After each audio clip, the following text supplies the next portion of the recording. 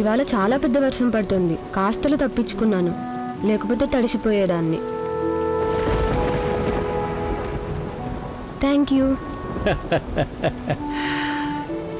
ఇది ఎవరి విగ్రహమో నీకు తెలుసా? ఈ విగ్రహం డాక్టర్ భీమ్రావ్ అంబేద్కర్ గారిది. మరి డాక్టర్ భీమ్రావ్ అంబేద్కర్ ఎవరో చెప్పు. మన భారత రాజ్యాంగాన్ని రాసిన వారు ఆయనే. Very good. ఇంకా ఏం తెలుసు ఆయన గురించి? మాకు స్కూల్లో కేవలం ఇంతే నేర్పించారు. ఓ, ఎవరి కారణంగా ఇవాళ నువ్వు వర్షం నుండి తప్పించుకున్నావు, అలాగే ఎవరి రాజ్యాంగం కారణంగా దేశమంతా సురక్షితంగా ఉందో అటువంటి ఆయన గురించి నీకు ఇంతే తెలుసా? నేనైతే ఇంతే చదివాను. మీకు ఆయన గురించి ఇంకా తెలిస్తే మీరు నాకు చెప్పొచ్చు కదా. తప్పకుండా చెప్తాను. రాజ్యాంగం రచన ఆయన సాధించిన ఎన్నో విజయాల్లో ఒకటి. ఆయన సమాజంలో జరిగే ప్రతి ఒక్క విషయం గురించి, సమాజం వికాసం గురించి ప్రజలకు తెలియజేశారు, వివేకులం చేశారు. వారనేవారు, మరణించాక కూడా జీవించాలి అనుకుంటే చదువుకునేలా ఏదైనా రాసి తీరాలి. అలా రాసిందే ఓ చరిత్ర కావాలి. నేను నమ్మే సిద్ధాంతం ఏమిటంటే అది స్వతంత్రం, సామాజిక సమానత్వం, అలాగే సోదరభావం నేర్పుతుంది. నాయకుడే అవసరం లేని సమాజం ఎప్పుడు ఏర్పడుతుంది అంటే అది ప్రజల మధ్య జాతి, ధర్మం లేదా వారి రంగుల మధ్య తేడాలను మరచి వారిలోని సామాజిక సోదరభావానికి గొప్ప స్థానాన్ని మనం కల్పించగలిగినప్పుడు. ఈ దేశం గనక సంతోషంగా ఉండాలి అంటే, అన్నింటిలోనూ ప్రగతి సాధించాలనుకుంటే అప్పుడు బాబాసాహెబ్ గారి ఆలోచనను అనుసరించాల్సిందే.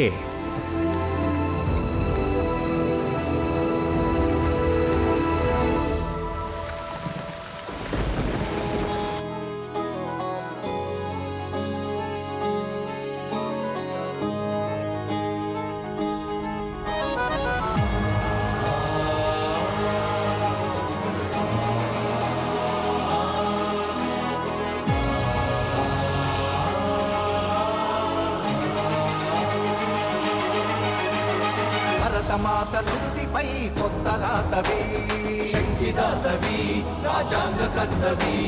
నువ్వు కన్న స్వప్నం సమానతే కదా, సమస్త జనులకి చరిత్ర నీ కదా. భరతమాత నుదుటిపై కొత్త రాతవి, నువ్వు కన్న స్వప్నం సమానతే కదా. నీ కలమే మా బలమై అవతరించనే, నువ్వు పలుకు మాట ప్రతిది భీమ గర్జనే. నాయకుడేలే భీమ్రావ్, మహానాయకుడేలే భీమ్రావ్. నాయకుడేలే భీమ్రావ్, మహానాయకుడేలే భీమ్రావ్. పేద బతుకులో ఓ దేవుడా, ప్రజల కోసమే. నువ్వు పూర్తిగా తడిసిపోయావమ్మా. బాబాసాహెబ్ కూడా తడుస్తున్నారు కదా, మనం ఎందుకు తడవకూడదు?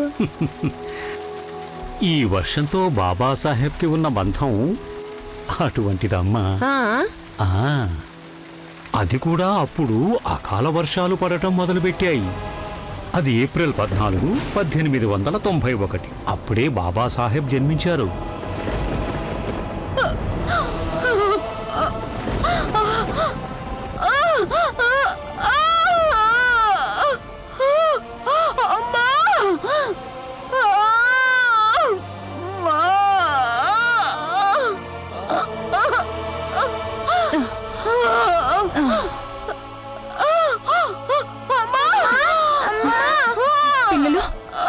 వెళ్ళండి.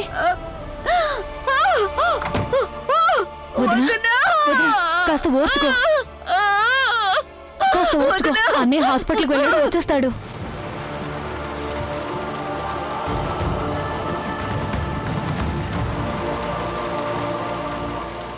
కొంచెం ఓర్చుకో వదినా.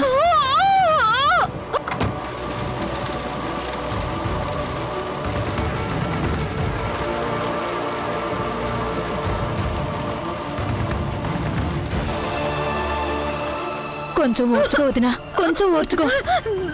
అయిపోతుంది, అయిపోతుందిలే వదినా, కొంచెం ఓర్చుకో. డాక్టరమ్మా, డాక్టరమ్మా, మూసేసినట్టున్నారే. ఒకవేళ డాక్టర్ మీ ఇంట్లో ఉన్నారేమో. ఓర్చుకో వదినా, ఓర్చుకో ఓర్చుకో వదినా. అన్నయ్య వచ్చేస్తూ ఉంటాడు.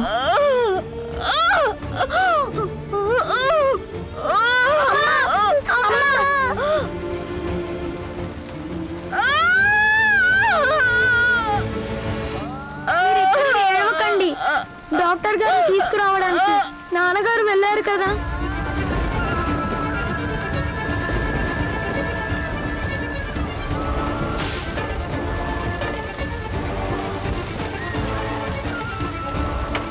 డాక్టర్మ్మా, డాక్టర్మ్మా, డాక్టర్మ్మా, తలుపులు తెరవండి డాక్టర్మ్మా. డాక్టర్మ్మా, డాక్టర్మ్మా, ఇంత రాత్రిపూట వర్షంలో ఎవరొచ్చి ఉంటారు? తలుపులు తెరవండి డాక్టర్మ్మా. బహుశా ఎవరికైనా ఒంట్లో బాగోలేదేమో. డాక్టర్మ్మా,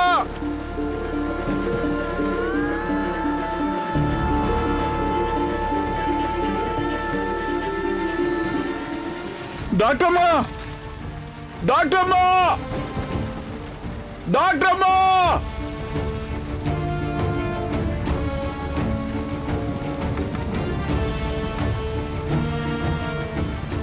ఎవరు?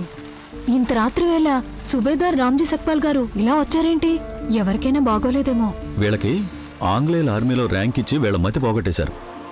ఎవరి నీడ మన మీద పడకూడదు, వాళ్ళతో ఇంత రాత్రిపూట వెళ్ళి మందులు ఇస్తావా? దాని గురించి మర్చిపో, వచ్చి పడుకో. డాక్టర్మ్మా, డాక్టర్మ్మా.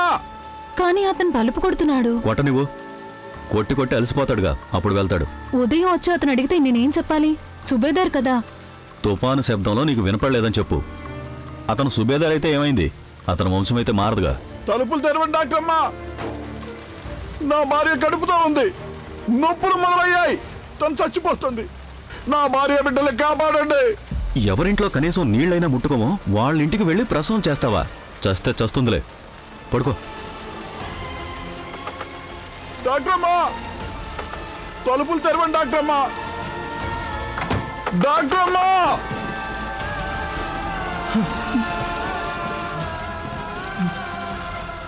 మంత్రసాని, మంత్రసాని.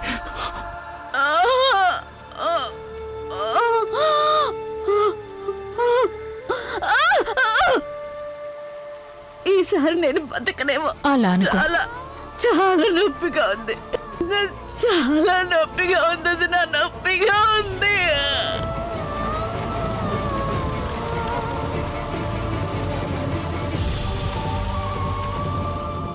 డాక్టర్ గారు ఇంకా రాలేదా?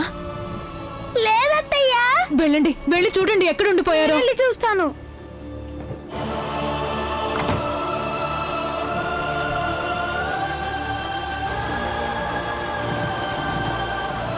అమ్మా, అమ్మా, తలుపులు తెరవండి అమ్మా. సుబేదార్ గారు ఏంటి ఇలా వచ్చారు? అమ్మా, నా భార్య, కాస్త త్వరగా రండమ్మా, రండమ్మా.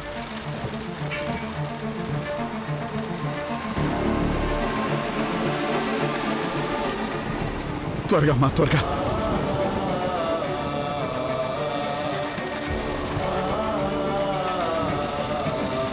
నాన్న, నాన్న, త్వరగా రండి. అమ్మ చాలా బాధపడుతుంది. పద బాబు. త్వరగా రండి నాన్న. పదండమ్మా, పదండమ్మా, త్వరగా, త్వరగా అమ్మా. మీరా? డాక్టర్ అమ్మ రాలేదా? లేదు, అమ్మ వచ్చింది. అమ్మ మీరు లోపలికి రండి, చాలా బాధపడుతుంది చూడండి.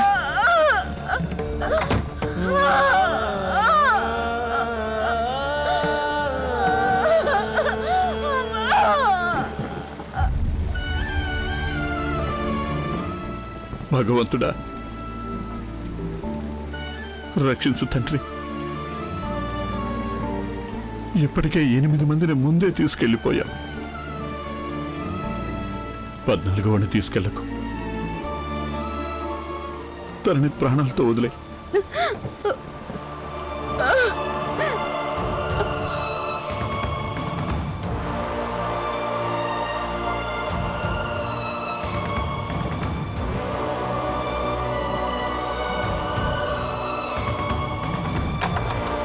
సుబేదర్ గారు, మీ భార్య పరిస్థితి అస్సలు బాగాలేదు. తల్లి బిడ్డ ఇద్దరి ప్రాణాలు ప్రమాదంలో ఉన్నాయి. డాక్టర్ మన పిలుచుకురండి. నేను పిలవడానికి వెళ్ళాను. చాలాసేపు తలుపులు కొట్టాను, కానీ తలుపులు తెరవలేదు. అమ్మా, ఇక మీరే ఏదన్నా చెయ్యాలి. పదరా వెళ్దాం.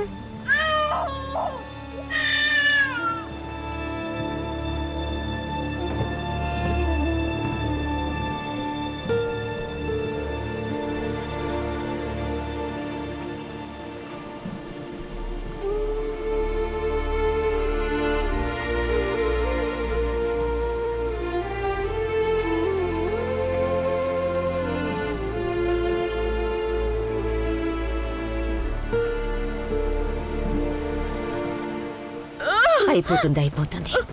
ఏం కాదు, నెమ్మదిగా, అమ్మ వచ్చింది కదా, ఏం కాదు. కంగారు పడకమ్మా.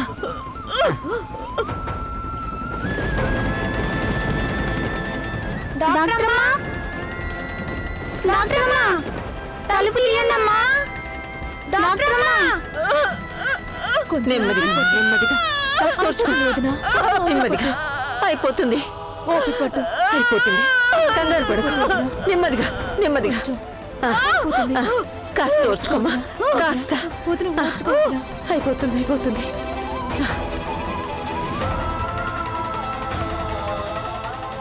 డాక్టర్ గారు తలుపు తీయండి.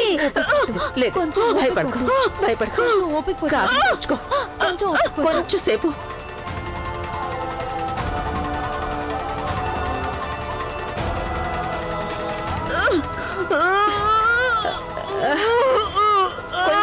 కొంచెం.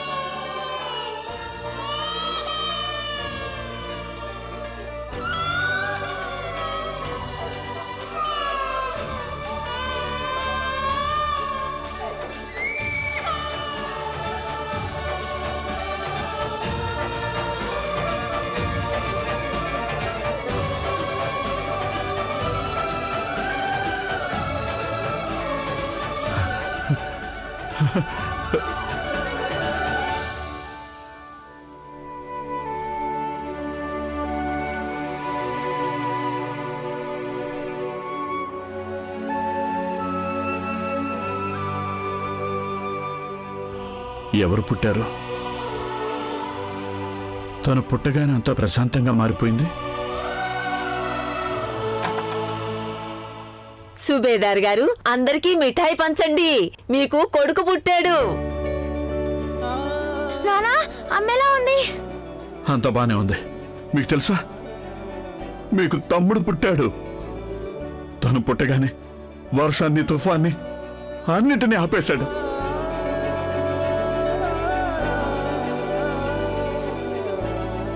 ఆరెరే, రా నాన్నా రా.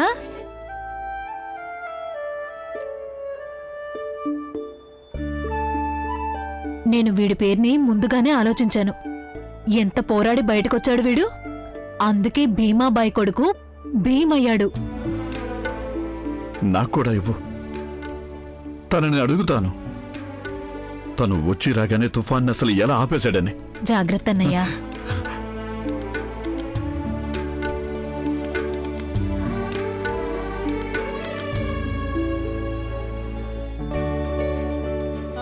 అన్నయ్య, అన్నయ్య,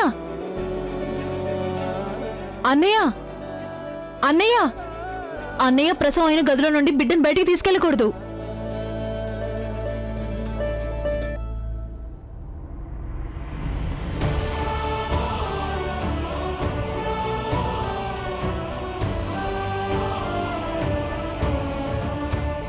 ప్రపంచాన్ని చూడు, చూడు ప్రపంచాన్ని. అర్ధరాత్రి పూట ప్రపంచాన్ని చూపిస్తారా? చీకట్లో వాడికేం కనపడుతుంది అసలు? వెలుగునే. ఎంత దట్టమైన చీకటి ఉన్నా దానికి కూడా సమయం ఉంటుంది. అది తొలగిపోవాల్సిందే. ఎంతో కష్టపడి నువ్వు పోరాడి వచ్చావు. ఇప్పుడు చీకటి తొలగిపోతుంది, వెలుగు వస్తుంది. అలాగే ప్రతిరోజు కంటే ఎక్కువగా మెరిసే సూర్యుడు ఉదయిస్తాడు. నుదుటిపై కొత్త రాతవి, శక్తిదాతవి, రాజాంగ కర్తవి. నువ్వు కన్న స్వప్నం సమానతే కదా, సమస్త జనులకి చరిత్ర నీ కదా. భరతమాత నుదుటిపై కొత్త రాతవి, నువ్వు కన్న స్వప్నం సమానతే కదా. నీ కలమే మా బలమై అవతరించనే, నువ్వు పలుకు మాట పతిని భీమ గర్జనే. నాయకుడేలే భీమరావ్, మహానాయకుడేలే భీమరావ్.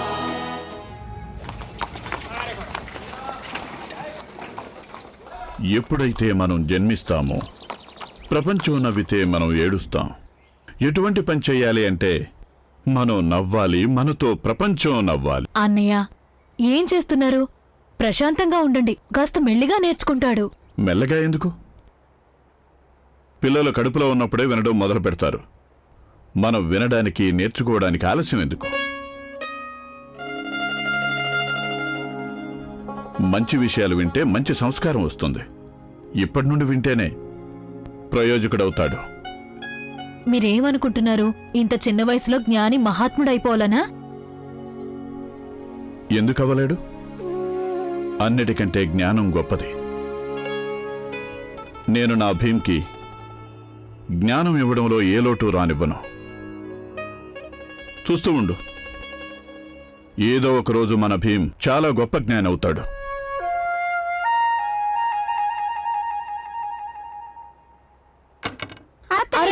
ఇప్పుడే కాదు, తెల్లవారుగానే ఆడుకోవడానికి వెళ్ళిపోయారు. లడ్డూలు సిద్ధంగా ఉన్నాయి, పంచడానికి ఎవరు వెళ్తారు? నేను వెళ్తానుగా పంచడానికి. ఆ తర్వాత నాకు కూడా ఇస్తావు కదా? తప్పకుండా ఇస్తాను, వెళ్ళండి, ఇచ్చిరండి.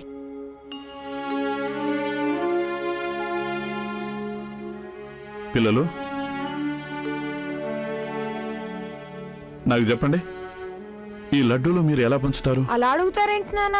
ఈ వీధిలో ఎన్ని ఇళ్ళు ఉన్నాయో అన్ని ఇళ్లలోనూ ఇస్తాము.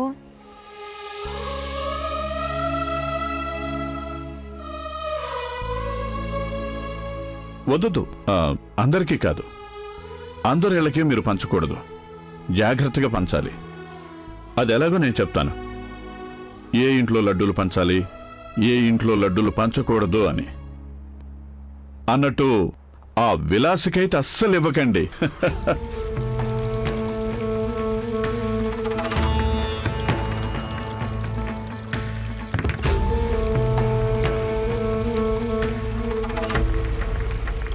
కానీ నాన్నగారు, అందరికీ లడ్డు ఎందుకు పంచకూడదు?